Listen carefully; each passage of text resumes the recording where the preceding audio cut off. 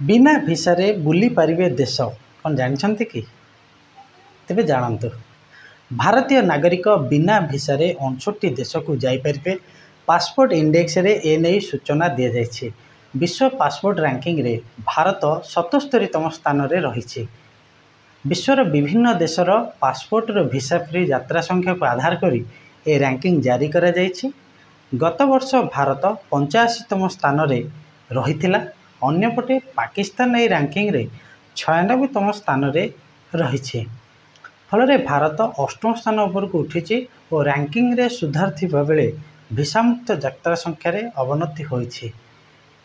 2024 रे भारतीय पासपोर्ट धारक 62 देश को बिना भिसारे यात्रा करुथिले और एबे यह 59 को कमिछि। एही मान्यतारे सिंगापुर शीर्ष रे रहिछि।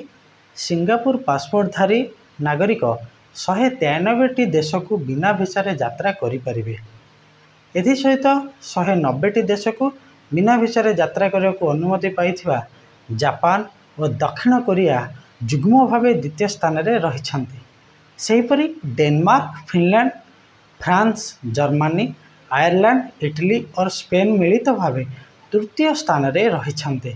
ए देशगुड़िकर नागरिक माने बिना भिसारे 189 देश को यात्रा करिपारिबे। बिना भिसारे भारतीय नागरिक माने 19टी आफ्रिका देश, 10 एसीय देश, 10 उत्तर अमेरिका देश और 10 ओस्मानिया देश और गोटे दक्षिण आफ्रिकार देश को यात्रा करिपारिबे। धन्यवाद।